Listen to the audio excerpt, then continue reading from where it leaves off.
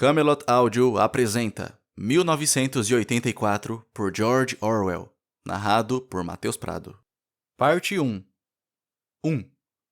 Era um dia claro e frio de abril, e os relógios marcavam 13 horas. Winston Smith, com o queixo aninhado no peito em um esforço para escapar do vento insuportável, passou rapidamente pelas portas de vidro das mansões Vitória, embora não rápido o suficiente para evitar que um redemoinho de poeira entrasse junto com ele. O corredor cheirava a repolho cozido e tapetes velhos de trapos. Em uma das extremidades, um pôster colorido, grande demais para ser exibido em ambientes internos, havia sido pregado na parede. Retratava simplesmente um rosto enorme, com mais de 1 metro de largura. O rosto de um homem de cerca de 45 anos, com um bigode preto pesado e traços robustos e bonitos. Winston dirigiu-se às escadas. Não adiantava tentar o elevador.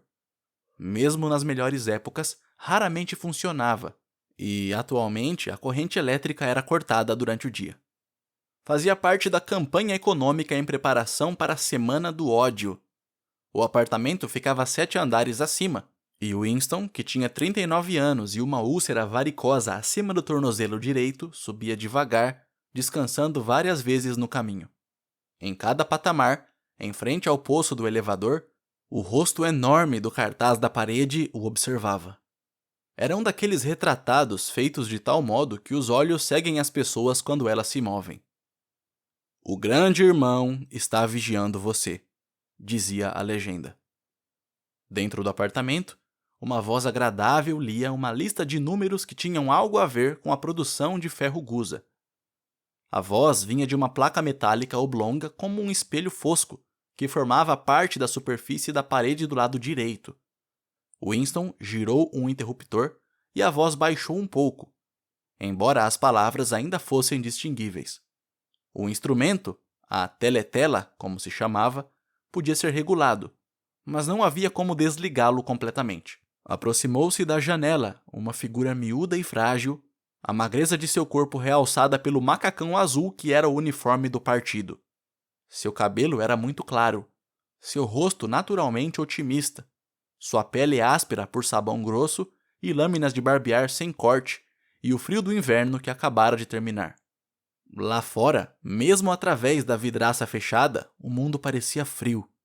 Na rua, pequenos redemoinhos de vento giravam poeira e papel rasgado em espirais, e embora o sol estivesse brilhando e o céu de um azul áspero, não parecia haver cor em nada, exceto nos pôsteres que estavam colados por toda parte.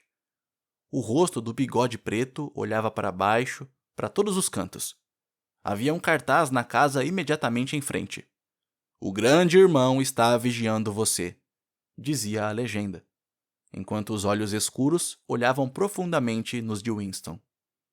No nível da rua, outro cartaz, rasgado em um canto, balançava irregularmente ao vento, cobrindo e descobrindo alternadamente a única palavra: Solsing. Ao longe, um helicóptero desceu por entre os telhados, pairou por um instante como uma libélula e disparou novamente com um voo curvo. Era a patrulha da polícia, bisbilhotando as janelas das pessoas. As patrulhas não importavam, no entanto. Apenas a polícia do pensamento importava. Atrás de Winston, a voz da teletela ainda balbuciava sobre o ferro gusa e o comprimento excessivo do 9º plano trienal. A teletela recebia e transmitia simultaneamente. Qualquer som que Winston fizesse, acima do nível de um sussurro muito baixo, seria captado pelo aparelho. Além disso, enquanto permanecesse dentro do campo de visão que a placa de metal ordenava, ele poderia ser visto e ouvido. É claro que não havia como saber se você estava sendo observado em dado momento, com que frequência ou em qual sistema, já que a polícia do pensamento se conectava a qualquer fio individual. Era até provável que eles observassem todo mundo o tempo todo. Mas, de qualquer forma, eles poderiam conectar seu fio sempre que quisessem. Você tinha que viver e vivia em decorrência do hábito transformado em instinto, acreditando que todo som que fizesse seria ouvido, e se a escuridão não fosse completa, todo o movimento examinado meticulosamente. Winston ficou de costas para a teletela. Era mais seguro, embora, como ele bem sabia, até as costas podiam ser reveladoras. A 1 quilômetro de distância, o Ministério da Verdade, seu local de trabalho, erguia-se vasto e branco acima da paisagem encardida. Isso, pensou com uma espécie de desgosto vago, era Londres, a principal cidade da pista de pouso 1, a terceira mais populosa das províncias da Oceania. Ele tentou recordar alguma memória de infância que deveria lhe dizer se Londres sempre havia sido assim. Sempre existiram essas casas apodrecidas do século XIX, as laterais escoradas com tocos de madeira, as janelas remendadas com papelão e os telhados com chapas de ferro corrugado, as paredes do jardim caindo em todas as direções? E os locais bombardeados, onde o pó de gesso rodopiava no ar e a erva de salgueiro se espalhava sobre os montes de escombros? E os lugares onde as bombas limparam um trecho maior e lá surgiram colônias sórdidas de casas de madeira como galinheiros?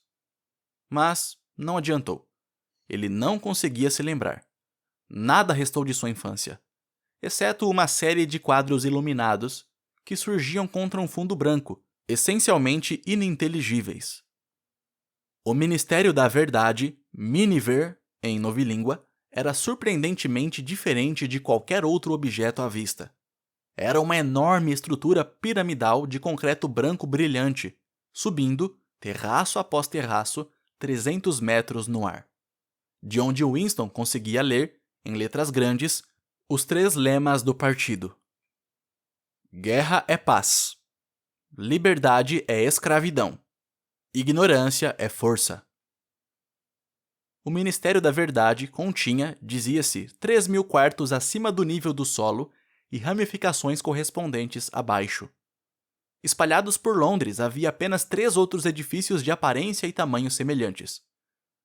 Do telhado das mansões Vitória, você podia ver todos os 4 simultaneamente. Eram as casas dos 4 ministérios, entre os quais se dividia todo o aparato de governo. O Ministério da Verdade, que se ocupava de notícias, entretenimento, educação e belas artes, o Ministério da Paz, que se preocupava com a guerra, o Ministério do Amor, que mantinha a lei e a ordem, e o Ministério da Abundância, que era responsável pelos assuntos econômicos. Seus nomes, em novilíngua, Miniver, Mini-Paz, Mini-Amor e Mini-Fartura. O Ministério do Amor era o mais assustador. Não havia janelas nele. Winston nunca estivera dentro do Ministério do Amor, nem a meio quilômetro dele. Era um lugar impossível de entrar, a não ser em negócios oficiais. E mesmo assim, apenas atravessando um labirinto de emaranhados de arame farpado, portas de aço e ninhos de metralhadoras escondidos. Até as ruas que levavam às barreiras externas eram percorridas por guardas com cara de gorilas em uniformes pretos, armados com cacetetes articulados. Winston virou-se abruptamente. Ele havia definido suas feições na expressão de otimismo silencioso que era aconselhável usar diante da teletela. Atravessou a sala para a pequena cozinha. Ao deixar o ministério a essa hora do dia, ele havia sacrificado seu almoço na cantina e estava ciente de que não havia comida na cozinha, exceto um pedaço de pão escuro que precisava ser guardado para o café da manhã do dia seguinte. Ele tirou da prateleira uma garrafa de líquido incolor com um rótulo branco onde se lia Gin Vitória. Exalava um cheiro enjoativo e oleoso, como de aguardente que lembrava arroz chinês. Winston serviu quase uma xícara de chá, preparou-se para um choque e a engoliu como se fosse uma dose de remédio. Instantaneamente seu rosto ficou escarlate e lágrimas escolheram de seus olhos. A coisa era como ácido nítrico e, além disso, ao engoli-la, tinha a sensação de ser atingido na parte de trás da cabeça com um porrete de borracha. No momento seguinte, no entanto, a queimação em sua barriga diminuiu e o mundo começou a parecer mais alegre. Ele tirou um cigarro de um maço amassado com a inscrição Cigarros Vitória e o segurou na vertical, fazendo com que o tabaco caísse no chão. Com o próximo ele foi mais bem-sucedido. Voltou para a sala de estar e sentou-se em uma pequena mesa que ficava à esquerda da teletela. Da gaveta da mesa tirou um porta-penas, um tinteiro e um livro grosso em branco do formato em quarto, com verso vermelho e capa marmorizada. Por alguma razão, a teletela da sala estava em uma posição incomum. Em vez de ser colocada, como era normal, na parede de fundo, onde podia comandar toda a sala, estava na parede mais comprida, oposta à janela. De um lado havia um canto no qual Winston estava sentado e que, quando os apartamentos foram construídos, provavelmente tinha a intenção de abrigar estantes de livros. Ao sentar-se no canto e manter-se bem atrás, Winston foi capaz de permanecer fora do alcance da teletela, até onde a visão ia. Ele podia ser ouvido, é claro, mas enquanto permanecesse naquela posição, não podia ser visto. Foi, em parte, a geografia incomum da sala que lhe sugeriu o que estava prestes a fazer. Mas também havia sido sugerido pelo livro que ele acabara de tirar da gaveta. Era um livro particularmente bonito. Seu papel macio e cor de creme, um pouco amarelado pelo tempo, era de um tipo que não se fabricava há pelo menos 40 anos. Dava para imaginar, no entanto, que o livro era muito mais antigo do que isso. Ele o tinha visto na vitrine de uma lojinha desmazelada em um bairro pobre da cidade. Exatamente em qual bairro ele não se lembrava. E foi imediatamente acometido por um desejo irresistível de possuí-lo. Os membros do partido não deveriam entrar em lojas comuns, negociar no mercado livre, como se chamava. Mas a regra não era rigorosamente cumprida, porque havia várias coisas, como cadarços e lâminas de barbear, que era impossível obter de qualquer outra forma. Ele deu uma rápida olhada para cima e para baixo na rua e depois entrou e comprou o livro por $2,50. Na época, ele não estava consciente de adquiri-lo para qualquer propósito específico. Ele o levara com culpa para casa em sua maleta. Mesmo sem nada escrito nele, era uma posse comprometedora. A única coisa que ele estava prestes a fazer era começar um diário. Isso não era ilegal. Nada era ilegal, já que não havia mais leis.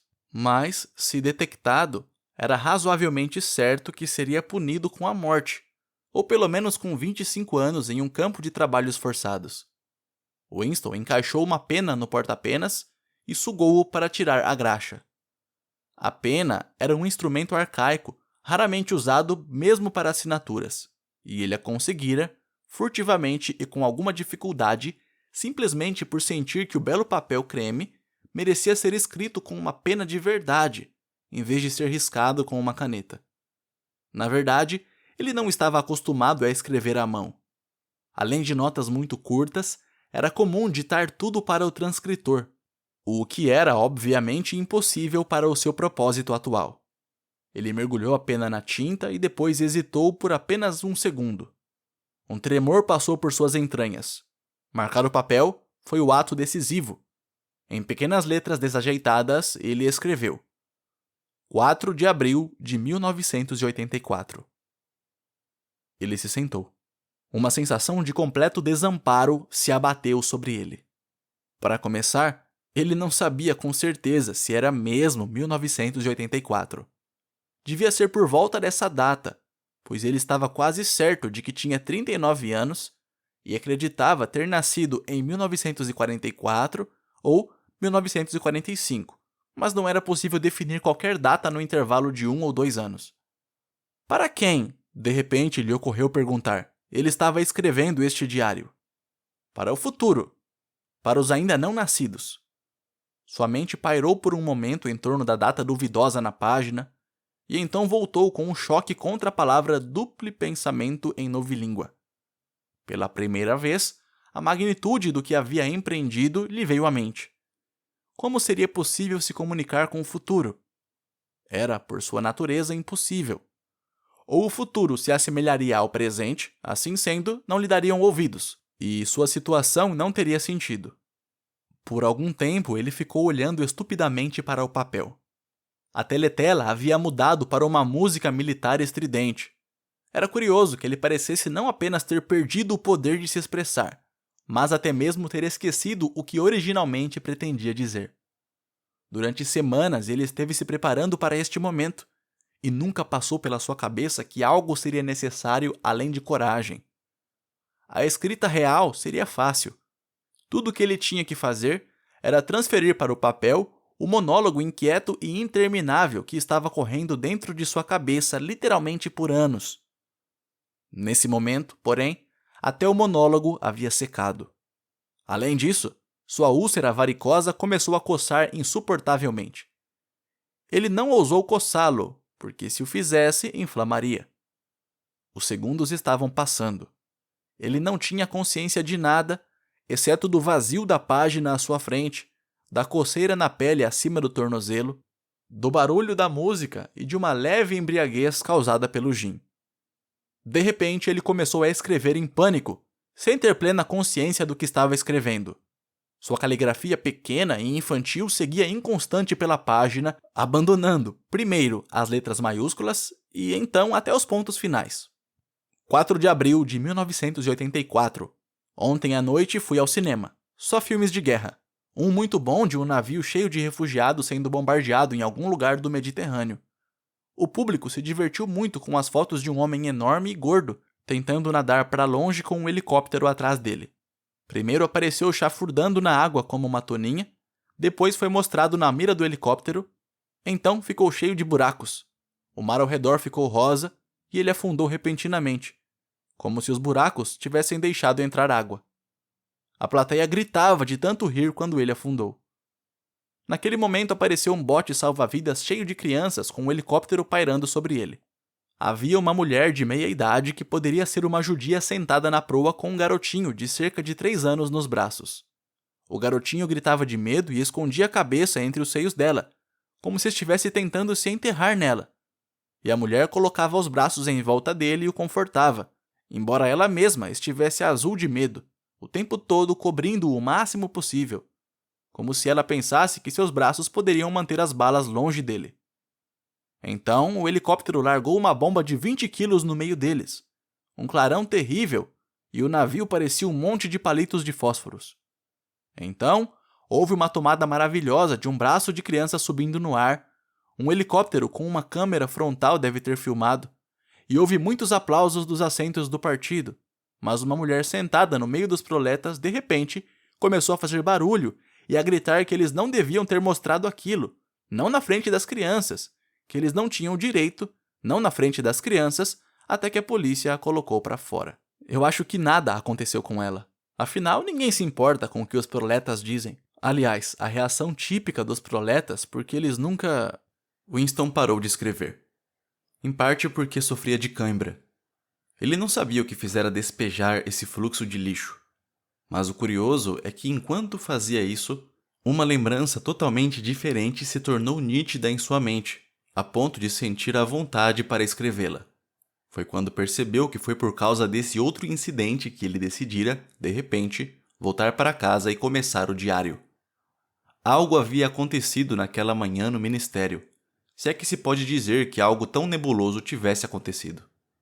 Eram quase 11 horas, e no departamento de registros, onde Winston trabalhava, eles estavam arrastando as cadeiras para fora dos cubículos e agrupando-as no centro do salão, em frente à grande teletela, em preparação para os 2 minutos de ódio.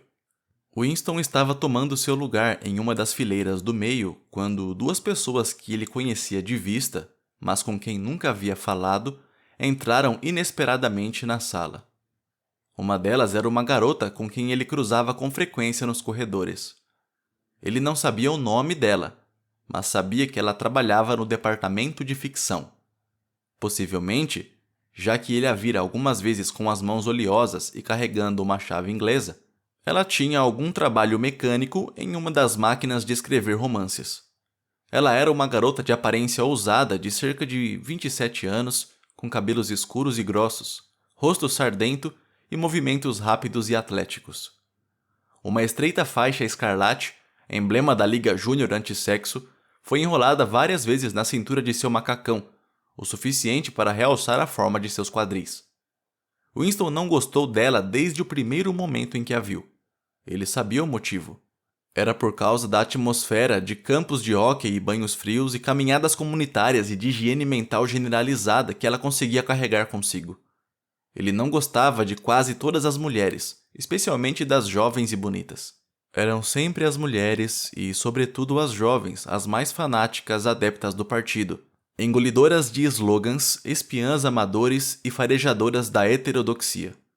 Mas essa garota em particular lhe dava a impressão de ser mais perigosa que a maioria. Certa vez, quando passaram no corredor, ela lhe lançou um rápido olhar de soslaio que pareceu penetrá-lo e, por um momento, o encheu de terror. A ideia de que ela poderia ser uma agente da polícia do pensamento até passou por sua cabeça. Se fosse verdade, seria bem improvável. Ainda assim, ele continuou a sentir uma inquietação peculiar, que misturava medo e hostilidade sempre que ela estava perto dele. A outra pessoa era um homem chamado O'Brien, membro do partido interno e detentor de um cargo tão importante e remoto que Winston tinha apenas uma vaga ideia de sua natureza. Um silêncio momentâneo passou pelo grupo de pessoas ao redor das cadeiras quando viram o macacão preto de um membro do partido interno se aproximando. O'Brien era um homem grande e corpulento com um pescoço grosso e um rosto rude, bem-humorado e brutal. Apesar de sua aparência formidável, ele tinha um certo charme. Seu jeito de ajustar os óculos do nariz era curiosamente desconcertante. De uma maneira indefinível, parecia admiravelmente civilizado. Era um gesto que, se alguém ainda pensasse nesses termos, poderia lembrar um nobre do século XVIII oferecendo sua caixa de rapé. Winston tinha visto O'Brien talvez uma dúzia de vezes ao longo de um número quase igual de anos. Sentia-se profundamente atraído por ele, e não apenas porque estava intrigado com o contraste entre o modo cortês de O'Brien e o seu físico de boxeador. Era muito mais, foi por causa de uma crença secreta, ou talvez nem mesmo uma crença, apenas uma esperança, de que a ortodoxia política de O'Brien seria perfeita. Algo em seu rosto sugeria isso de uma maneira irresistível. E, novamente, talvez nem fosse a heterodoxia que estava escrita em seu rosto, mas simplesmente inteligência. De qualquer forma, ele tinha a aparência de ser uma pessoa com quem se podia conversar, se de alguma forma fosse possível enganar a teletela e pegá-lo sozinho. Winston nunca fizera o menor esforço para verificar essa suposição. Na verdade, não havia como fazê-lo. Neste momento, O'Brien olhou para seu relógio de pulso, viu que eram quase 11 horas e evidentemente decidiu ficar no departamento de registros até que os 2 minutos de ódio terminassem. Ele ocupou uma cadeira na mesma fileira de Winston, a alguns lugares de distância. Uma mulher pequena, de cabelos cor de areia que trabalhava no cubículo ao lado de Winston estava entre eles. A garota de cabelo escuro estava sentada logo atrás. No momento seguinte, um discurso horrível e áspero, como o de uma máquina monstruosa funcionando sem óleo, irrompeu da grande teletela no final da sala. Era um barulho que fazia os dentes rangerem e arrepiava os pelos da nuca. O ódio havia começado. Como sempre, o rosto de Emmanuel Goldstein, o inimigo do povo, apareceu na tela. Houve assobios aqui e ali entre a plateia. A pequena mulher de cabelos grisalhos soltou um grito de medo e desgosto misturados. Goldstein era o renegado e desviado que uma vez, há muito tempo, há quanto tempo ninguém se lembrava. Foi uma das principais figuras do partido, quase no mesmo nível do próprio grande irmão, e depois se envolveu em atividades contra-revolucionárias, fora condenado à morte e havia misteriosamente escapado e desaparecido. O programa do 2 minutos de ódio variava de dia para dia, mas não havia nenhum em que Goldstein não fosse a figura principal. Ele foi o traidor primordial, o primeiro profanador da pureza do partido. Todos os crimes subsequentes contra o partido, todas as traições, atos de sabotagem, heresias, desvios, surgiram diretamente de seus ensinamentos. Em algum lugar, ele ainda estava vivo e tramando suas conspirações. Talvez em algum lugar além do mar, sob a proteção de seus financiadores estrangeiros. Talvez até, dizia-se ocasionalmente, em algum esconderijo na própria Oceania. O diafragma de Winston estava contraído. Ele nunca poderia ver o rosto de Goldstein sem uma dolorosa mistura de emoções.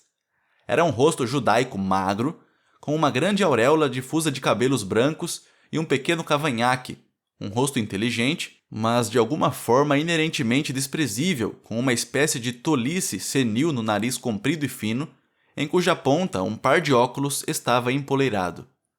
Assemelhava-se ao rosto de uma ovelha, e a voz também tinha uma qualidade de ovelha. Goldstein estava lançando seu habitual ataque venenoso às doutrinas do partido.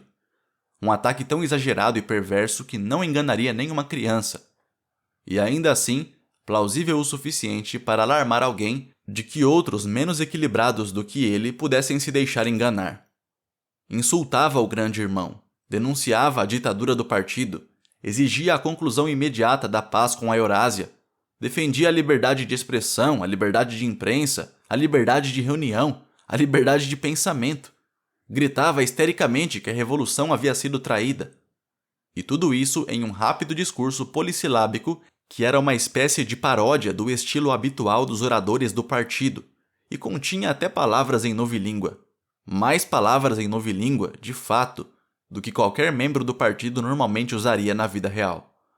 E o tempo todo, para que não houvesse dúvidas quanto à realidade que a ilusória falácia de Goldstein encobria, atrás de sua cabeça na teletela marchavam as intermináveis colunas do exército eurasiano, fileira após fileira de homens de aparência sólida, com rostos asiáticos inexpressivos, que emergiam até a superfície da tela e desapareciam, para ser substituído por outros exatamente semelhantes.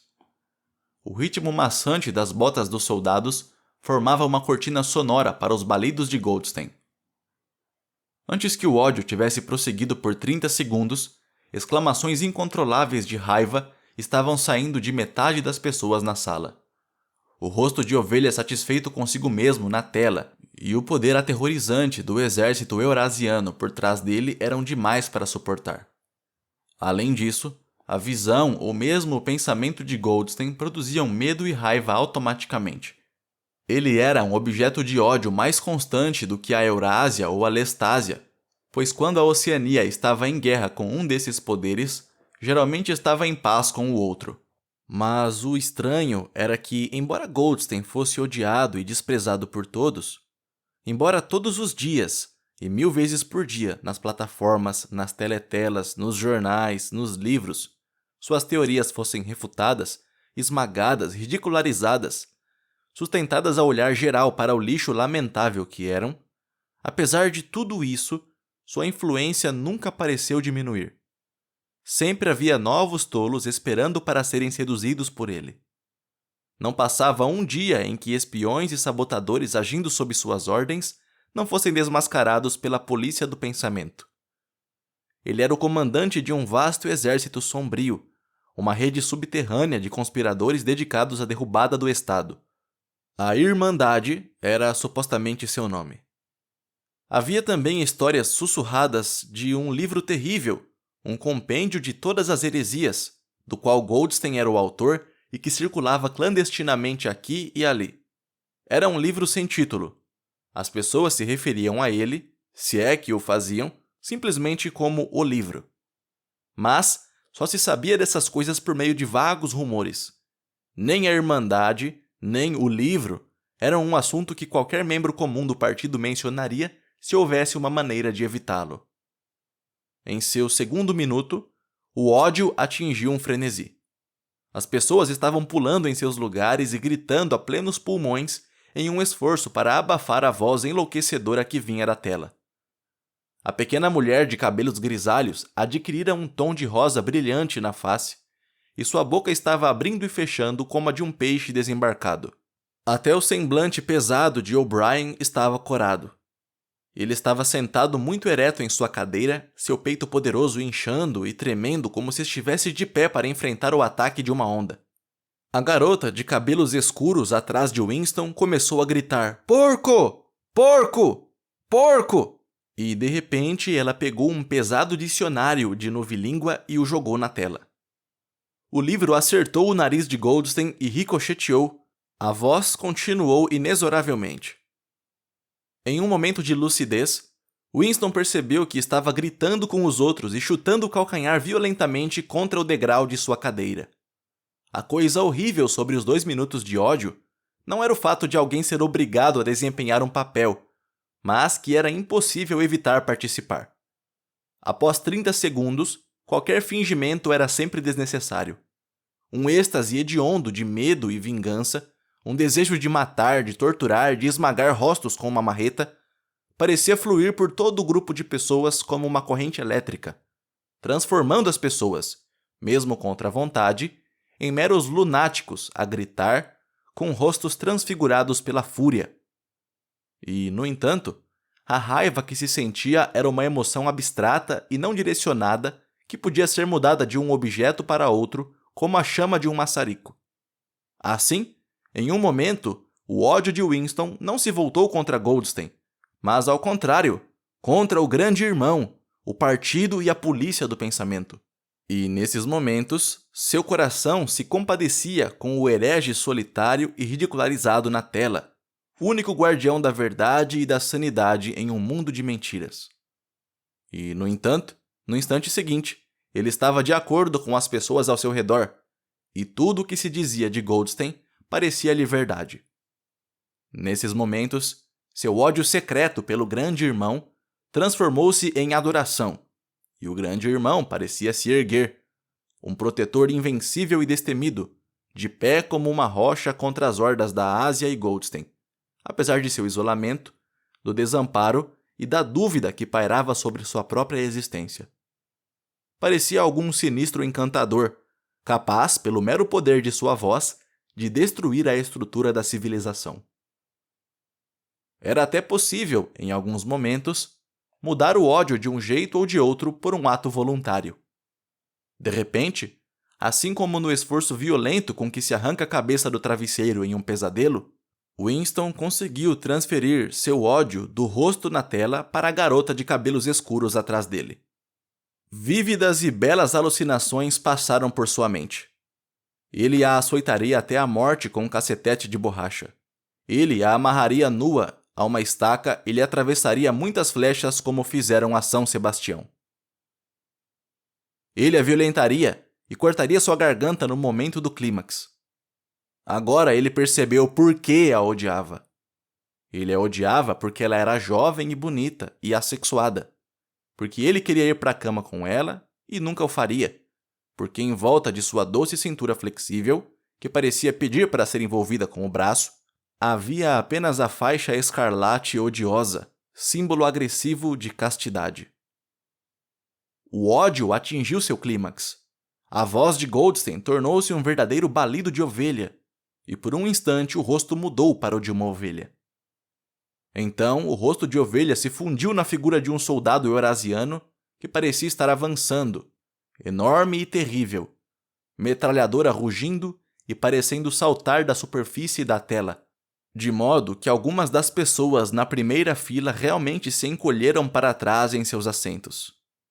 Mas, no mesmo momento, arrancando um profundo suspiro de alívio de todos, a figura hostil se derreteu no rosto do grande irmão, de cabelos pretos, bigode preto, cheio de poder e misteriosa calma, e tão vasto que quase encheu a tela. Ninguém ouviu o que o grande irmão estava dizendo. Foram apenas algumas palavras de encorajamento, do tipo que são pronunciadas no clamor da batalha, não distinguíveis individualmente, mas restaurando a confiança pelo fato de serem pronunciadas. Então, o rosto do grande irmão desapareceu novamente e, em vez disso, os 3 slogans do partido se destacaram em letras maiúsculas, em negrito. Guerra é paz. Liberdade é escravidão. Ignorância é força. Mas o semblante do grande irmão pareceu persistir por vários segundos na tela, como se o impacto que causara nos globos oculares de todos fosse vívido demais para desaparecer imediatamente. A pequena mulher de cabelos ruivos se jogou sobre o encosto da cadeira à sua frente. Com um murmúrio trêmulo que soava como "Meu Salvador!", ela estendeu os braços em direção à tela. Então, ela enterrou o rosto nas mãos. Era evidente que ela estava proferindo uma oração. Nesse momento, todo o grupo irrompeu em um canto profundo, lento e rítmico de "Gi! Gi! Gi!", repetidas vezes, muito lentamente, com uma longa pausa entre o G e o I. Um som pesado, murmurante, de alguma forma curiosamente selvagem, no fundo do qual parecia ouvir o bater de pés descalços e o rufar de tambores. Por talvez até 30 segundos, eles mantiveram o ritmo. Era um refrão muitas vezes ouvido em momentos de emoção avassaladora. Em parte, era uma espécie de hino à sabedoria e majestade do grande irmão. Mais do que isso, era um ato de auto-hipnose, um afogamento deliberado da consciência por meio de ruído rítmico. As entranhas de Winston pareceram esfriar. Nos 2 minutos de ódio, ele não pôde deixar de compartilhar o delírio geral. Mas este canto sub-humano de Gi, Gi, sempre o enchia de horror. Claro que ele cantou com o restante das pessoas. Era impossível fazer o contrário. Dissimular seus sentimentos, controlar seu semblante, fazer o que todo mundo estava fazendo, eram reações instintivas. Mas houve um espaço de alguns segundos durante o qual a expressão em seus olhos poderia concebivelmente tê-lo traído. E foi exatamente nesse momento que a coisa significativa aconteceu, se é que de fato aconteceu. Momentaneamente, ele chamou a atenção de O'Brien. O'Brien se levantou. Ele havia tirado os óculos e estava prestes a recolocá-los no nariz com seu gesto característico. Mas houve uma fração de segundo em que seus olhos se encontraram, e enquanto isso acontecia, Winston sabia, sim, ele sabia, que O'Brien estava pensando a mesma coisa que ele. Uma mensagem inconfundível fora transmitida. Era como se 2 mentes tivessem se aberto e os pensamentos estivessem fluindo de um para o outro através de seus olhos. Estou com você, O'Brien parecia estar dizendo a ele. Eu sei exatamente o que você está sentindo. Eu sei tudo sobre seu desprezo, seu ódio, seu desgosto. Mas não se preocupe, estou do seu lado. E então o flash de inteligência se foi e o rosto de O'Brien voltou a ser tão impenetrável quanto os de todos os outros. Isso era tudo, e ele já não tinha certeza se aquilo tinha acontecido. Tais incidentes nunca tiveram nenhuma continuidade. Tudo o que fizeram foi manter viva nele a crença ou esperança de que outros, além dele, eram inimigos do partido. Talvez os rumores de vastas conspirações subterrâneas fossem verdadeiros. Afinal, talvez a Irmandade realmente existisse. Era impossível, apesar das intermináveis prisões, confissões e execuções, ter certeza de que a Irmandade não era apenas um mito. Alguns dias ele acreditava nisso, outros não. Não havia provas, apenas vislumbres fugazes que podiam significar alguma coisa ou nada. Fragmentos de conversas entreouvidas, rabiscos tênues nas paredes do banheiro. Uma vez, até mesmo quando 2 estranhos se encontraram, houve um pequeno movimento das mãos que parecia sinal de reconhecimento. Eram apenas hipóteses. Muito provavelmente, ele tinha imaginado tudo. Ele voltou para seu cubículo sem olhar para O'Brien novamente. A ideia de seguir com aquele contato momentâneo mal passou pela sua cabeça. Teria sido inconcebivelmente perigoso, mesmo que ele soubesse como fazê-lo. Por 1 segundo ou 2, eles trocaram um olhar equívoco, e esse foi o fim da história. Mas mesmo isso era um evento memorável na solidão trancada em que se tinha que viver. Winston se levantou e se endireitou. Soltou um arroto. O gin estava subindo de seu estômago. Seus olhos voltaram a focalizar a página. Ele descobriu que enquanto estava sentado, impotente, meditando, também estava escrevendo, como se por ação automática. E não era mais a mesma caligrafia desajeitada e apertada de antes. Sua pena havia deslizado voluptuosamente sobre o papel liso, imprimido em grandes letras maiúsculas, repetidas vezes, preenchendo meia página. Abaixo o grande irmão. Abaixo o grande irmão. Abaixo o grande irmão. Abaixo o grande irmão. Abaixo o grande irmão. Ele não conseguiu evitar sentir uma pontada de pânico. Era um absurdo, pois escrever aquelas palavras em particular não era mais perigoso do que o ato de iniciar um diário. Mas por um momento sentiu-se tentado a arrancar as páginas usadas e abandonar a empreitada por completo. Ele não o fez, porém, porque sabia que era inútil.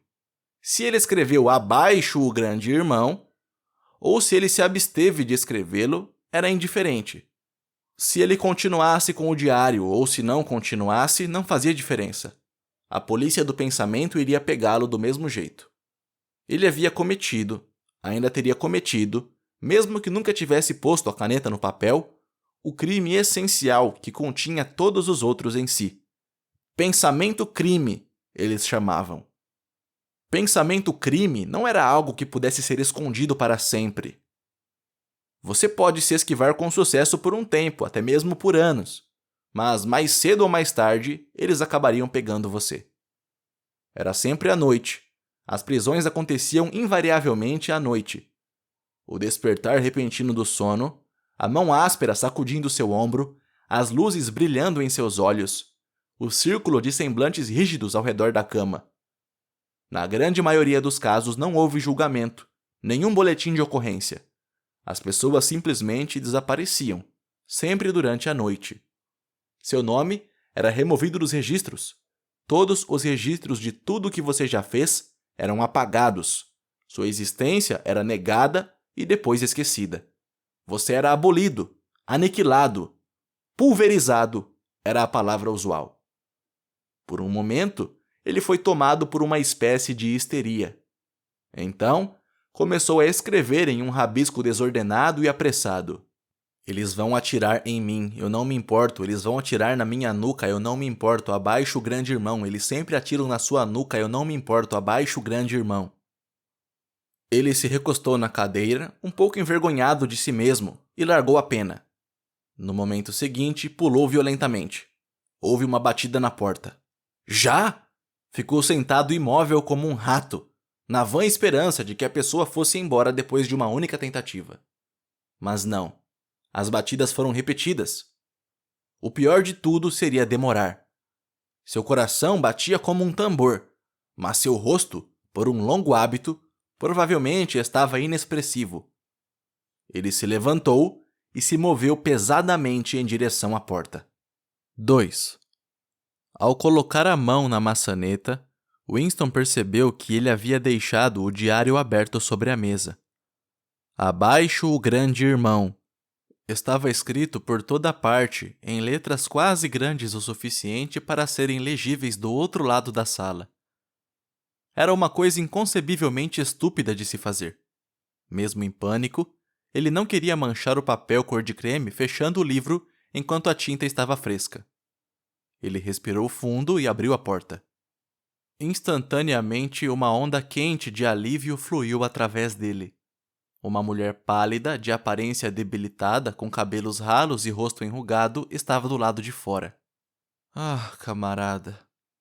Ela começou com uma voz triste e chorosa. Eu pensei ter ouvido você entrar. Você acha que poderia vir e dar uma olhada na pia da nossa cozinha? Ela está entupida e... Era a senhora Parsons, a esposa de um vizinho do mesmo andar. Senhora era uma palavra um tanto desaprovada pelo partido. Você deveria chamar todo mundo de camarada. Mas com algumas mulheres era usado instintivamente. Era uma mulher de cerca de 30 anos, mas parecia muito mais velha. Tinha-se a impressão de que havia poeira nas rugas de seu rosto. Winston a seguiu pelo corredor. Esses trabalhos de reparo amador eram uma irritação quase diária. As mansões Vitória eram apartamentos antigos, construídos em 1930 ou por aí, e estavam caindo aos pedaços. O reboco lascava constantemente nos tetos e nas paredes. Os canos estouravam a cada geada forte. O telhado vazava sempre que havia neve. O sistema de aquecimento geralmente funcionava a meio vapor, quando não era totalmente desligado por motivos de economia. Reparos, exceto o que a pessoa poderia fazer por si, dependiam da sanção de remotos comitês, capazes de adiar por anos a substituição de uma vidraça quebrada. Claro que estou solicitando sua ajuda só porque Tom não está em casa, disse a senhora Parsons. O apartamento dos Parsons era maior que o de Winston, e sombrio de uma maneira diferente. Tudo tinha um aspecto surrado, pisoteado, como se o lugar tivesse acabado de ser visitado por algum grande animal violento.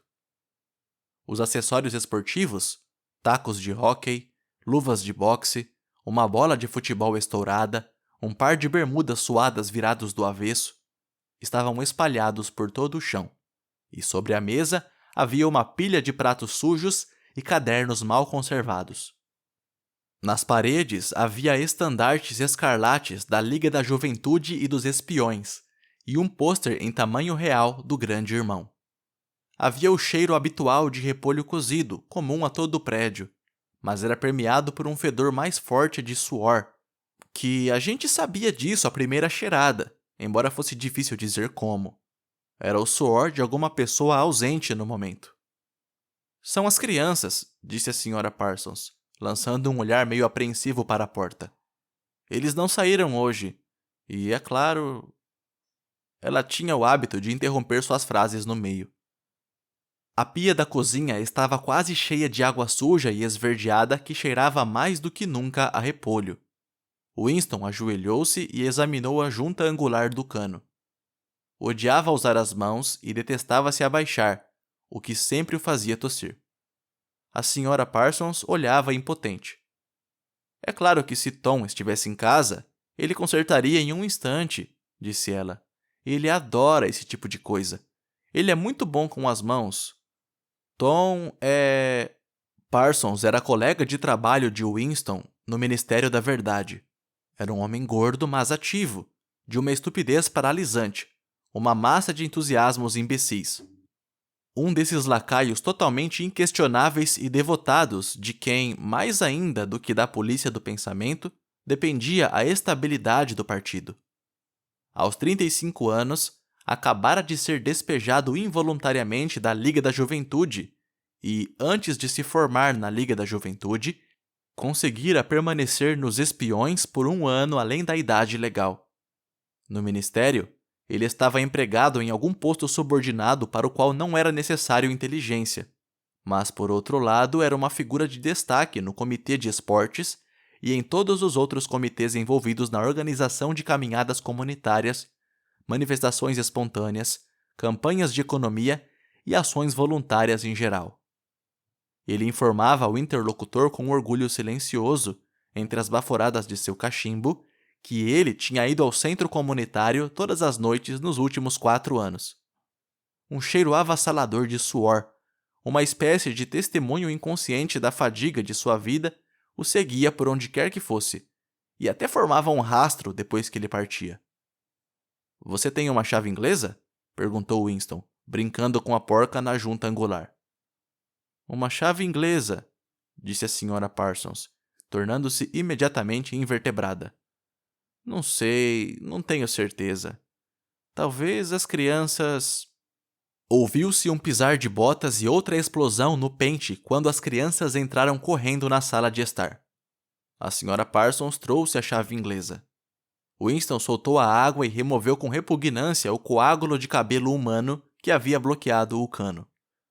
Limpou os dedos o melhor que pôde na água fria da torneira e voltou para a outra sala. "Levante as mãos!" gritou uma voz selvagem. Um menino de 9 anos, bonito e de aparência rude, surgiu de trás da mesa e o ameaçava com uma pistola automática de brinquedo, enquanto sua irmã de 7 anos fazia o mesmo gesto com um fragmento de madeira. Ambos estavam vestidos com calções azuis, camisas cinzentas e lenços vermelhos que faziam parte do uniforme dos espiões. Winston levantou as mãos acima da cabeça, mas com uma sensação desconfortável. Tão cruel era o comportamento do menino que aquilo não parecia ser uma brincadeira. "Você é um traidor!" gritou o menino. "Você é um criminoso do pensamento! Você é um espião eurasiano! Vou atirar em você! Vou vaporizá-lo! Vou mandá-lo para as minas de sal!" De repente, os dois pularam em volta dele, gritando "Traidor!" e "Criminoso do pensamento!" A menininha imitando o irmão em cada movimento. De alguma forma, era um pouco assustador, assim como as brincadeiras de filhotes de tigre que logo se tornam comedores de homens. Havia uma espécie de ferocidade calculista nos olhos do menino, um desejo bastante evidente de bater ou chutar Winston e a consciência de ser quase grande o suficiente para fazê-lo. Ainda bem que não era uma pistola de verdade que ele estava segurando, pensou Winston. Os olhos da Sra. Parsons passaram nervosamente de Winston para as crianças e vice-versa. Na melhor luz da sala, ele notou com interesse que, na verdade, havia poeira nos vincos do rosto dela. Eles estão tão barulhentos, disse ela. Estão desapontados porque não poderão ver o enforcamento. Estou muito ocupada para levá-los, e Tom não voltará do trabalho a tempo. Por que não podemos ir ver o enforcamento? Rugiu o menino em sua voz grave. Quero ver o enforcamento! Quero ver o enforcamento! Entoou a garotinha, saltitando. Alguns prisioneiros euroasiáticos culpados de crimes de guerra seriam enforcados no parque naquela noite, lembrou-se Winston. Isso acontecia uma vez por mês e era um espetáculo popular. As crianças sempre clamavam para serem levadas para assistir. Ele se despediu da Sra. Parsons e foi para a porta. Mas ele não tinha dado 6 passos no corredor quando algo atingiu sua nuca com um golpe doloroso. Era como se um fio em brasa tivesse sido espetado nele. Ele se virou bem a tempo de ver a Sra. Parsons arrastando o filho de volta para a porta, enquanto o menino guardava um estilingue no bolso. Goldstein! Gritou o menino quando a porta se fechou sobre ele. Mas o que mais impressionou Winston foi a expressão de pavor no rosto desolado da mulher. De volta ao apartamento, ele passou rapidamente pela teletela e sentou-se à mesa novamente, ainda esfregando o pescoço. A música da teletela havia parado. Em vez disso, uma voz cortante de um militar estava lendo, com uma espécie de prazer brutal, uma descrição dos armamentos da nova fortaleza flutuante que acabara de ser ancorada entre a Islândia e as Ilhas Faroé. Com essas crianças, pensou ele, aquela mulher miserável deve levar uma vida de terror. Mais 1 ano, 2 anos, e eles estariam vigiando-a dia e noite em busca de sintomas de heterodoxia. Quase todas as crianças hoje em dia eram horríveis. O pior de tudo foi que, por meio de organizações como os espiões, eles foram sistematicamente transformados em pequenos selvagens ingovernáveis e, no entanto, isso não produziu neles nenhuma tendência à desobediência com relação à disciplina do partido. Pelo contrário, eles adoravam o partido e tudo relacionado a ele. As canções, os desfiles, os estandartes, as caminhadas, os treinos com rifles falsos, os gritos dos slogans, a adoração do grande irmão. Era tudo uma espécie de jogo glorioso para eles. Toda a sua ferocidade foi voltada para fora, contra os inimigos do Estado, contra estrangeiros, traidores, sabotadores, criminosos do pensamento. Era quase normal que pessoas com mais de 30 anos tivessem medo de seus próprios filhos. E com razão, pois era raro que uma semana se passasse sem que o Times não trouxesse um parágrafo descrevendo como algum bisbilhoteiro, herói infantil, era a expressão geralmente usada, ouvir algum comentário comprometedor e denunciar a seus pais à polícia do pensamento. A dor causada pela bala do estilingue tinha passado. Ele pegou sua pena sem entusiasmo, imaginando se poderia encontrar algo mais para escrever no diário. De repente, ele começou a pensar em O'Brien novamente. Anos atrás, há quanto tempo foi? Cerca de 7 anos. Ele sonhou que estava andando por um quarto escuro como breu. E alguém sentado ao seu lado disse ao passar: "Vamos nos encontrar no lugar onde não há escuridão." Foi dito muito baixinho, quase casualmente. Uma declaração, não uma ordem. Ele havia caminhado sem parar. O curioso é que na época, no sonho, as palavras não o impressionaram muito. Foi só mais tarde e aos poucos que elas pareceram adquirir significado. Agora não conseguia se lembrar se fora antes ou depois do sonho que vira O'Brien pela primeira vez. Nem conseguia se lembrar de quando identificara pela primeira vez a voz como sendo de O'Brien. Mas, de qualquer forma, a identificação existia. Foi O'Brien quem falou com ele do escuro. Winston jamais teve certeza. Mesmo depois do lampejo de olhos desta manhã, ainda era impossível ter certeza se O'Brien era um amigo ou um inimigo. Nem parecia importar muito. Havia um elo de compreensão entre eles mais importante do que afeição ou partidarismo. Vamos nos encontrar no lugar onde não há escuridão, disse ele. Winston não sabia o que isso significava. Apenas achava que de uma forma ou de outra se tornaria realidade. A voz da teletela parou. Um toque de trombeta, claro e bonito, flutuou no ar estagnado. A voz continuou rouca. Atenção! Sua atenção, por favor! Um flash de notícias chegou neste momento do fronte de Malabar. Nossas forças no sul da Índia conquistaram uma vitória gloriosa. Estou autorizado a dizer que a ação que estamos relatando agora pode trazer a guerra a uma distância mensurável de seu fim. Aqui está a notícia. Más notícias chegando, pensou Winston. E, com certeza, depois de uma descrição sangrenta do aniquilamento de um exército eurasiano, com números estupendos de mortos e prisioneiros, veio o anúncio de que, a partir da próxima semana, a ração de chocolate seria reduzida de 30 gramas para 20. Winston arrotou novamente. O efeito do gin estava passando, deixando uma sensação de vazio. A teletela, talvez para comemorar a vitória, talvez para afogar a memória do chocolate perdido, atacou. Oceania é para ti. Você deveria ficar em posição de sentido. Oceania é para ti.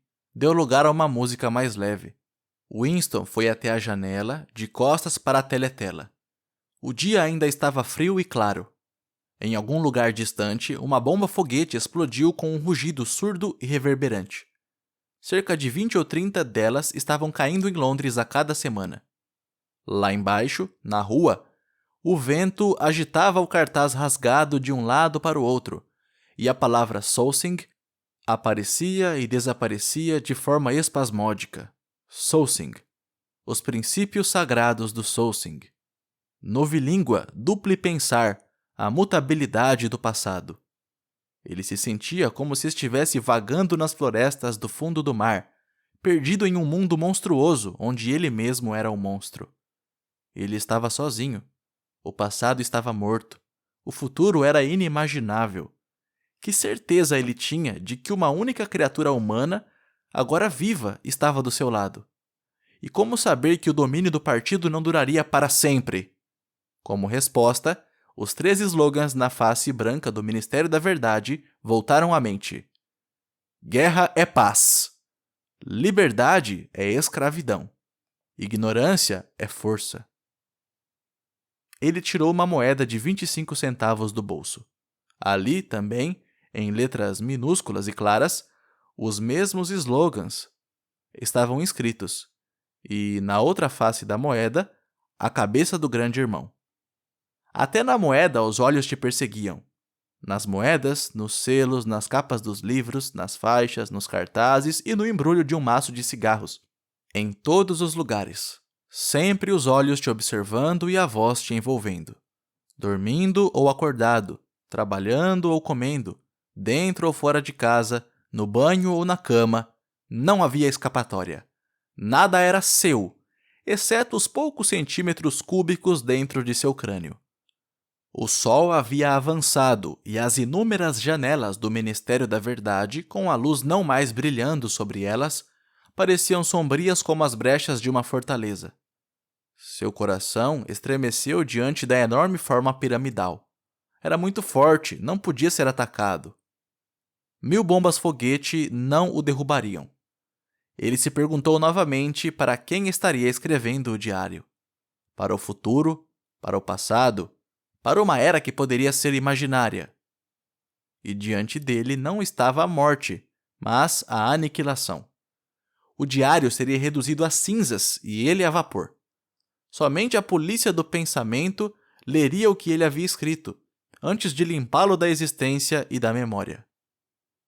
Como você poderia apelar para o futuro quando nenhum vestígio seu, nem mesmo uma palavra anônima rabiscada em um pedaço de papel, poderia sobreviver fisicamente? A teletela atingiu 14 horas. Ele deveria sair em 10 minutos. Precisava estar de volta ao trabalho às 14h30. Curiosamente, a badalada da hora parecia ter dado novo ânimo a ele. Ele era um fantasma solitário proferindo uma verdade que ninguém jamais ouvira. Mas, enquanto ele a pronunciou, de alguma maneira obscura, a continuidade não foi quebrada. Não é fazendo-se ouvir, mas mantendo a sanidade, que você carrega a herança humana.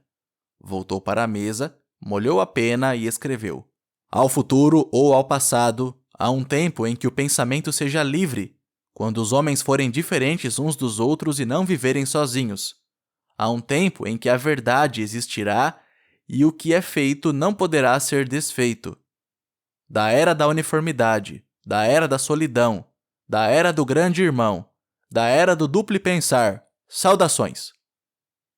Ele já estava morto, refletiu. Parecia-lhe que só agora, quando começara a formular seus pensamentos, havia dado o passo decisivo. As consequências de cada ato estão incluídas no próprio ato. Ele escreveu: O pensamento-crime não ocasiona a morte. O pensamento-crime é a morte. Agora que ele havia se reconhecido como um homem morto, tornou-se importante permanecer vivo o maior tempo possível. 2 dedos da mão direita estavam manchados de tinta. Era exatamente o tipo de detalhe que poderia atraí-lo. Algum fanático intrometido do ministério? Uma mulher, provavelmente. Alguém como uma mulherzinha de cabelos grisalhos ou a garota de cabelos escuros do departamento de ficção? Poderia começar a se perguntar por que ele estava escrevendo durante o intervalo do almoço. Por que ele tinha usado uma velha pena antiquada? O que ele estava escrevendo? E então deixaria uma dica no local apropriado. Ele foi ao banheiro e cuidadosamente limpou a tinta com um sabão marrom escuro arenoso que raspava sua pele como uma lixa, e, portanto, era bem adaptado para esse propósito. Guardou o diário na gaveta. Era inútil pensar em escondê-lo, mas ele poderia pelo menos ter certeza se sua existência havia sido descoberta ou não. Um fio de cabelo deixado nas pontas das páginas era óbvio demais. Com a ponta do dedo, ele pegou um grão identificável de poeira esbranquiçada e o depositou no canto da capa, de onde certamente seria sacudido se o livro fosse movido. 3. Winston estava sonhando com sua mãe. Devia ter 10 ou 11 anos quando sua mãe desapareceu. Ela era uma mulher alta, escultural, bastante reservada, de movimentos lentos e cabelos louros magníficos. De seu pai, ele se lembrava vagamente como moreno e magro, sempre vestido com roupas escuras impecáveis. Winston se lembrava especialmente das solas muito finas e dos sapatos de seu pai, e usava óculos. Os dois deviam, evidentemente, ter sido engolidos em um dos primeiros grandes expurgos dos anos 50. Naquele momento, sua mãe estava sentada em algum lugar bem embaixo dele, com sua irmã mais nova nos braços. Ele não se lembrava de sua irmã, exceto como um bebê pequeno e frágil, sempre em silêncio, com olhos grandes e vigilantes. Ambas estavam olhando para ele. Elas estavam em algum lugar subterrâneo, no fundo de um poço, talvez, ou uma cova muito profunda. Mas era um lugar que, mesmo muito abaixo dele, estava se movendo para baixo. Elas estavam no salão de um navio que afundava, olhando para ele através da água escura. Ainda havia ar no salão. Elas ainda podiam vê-lo e ele a elas, mas o tempo todo elas estavam afundando, descendo nas águas verdes que no momento seguinte deveriam escondê-las da vista para sempre.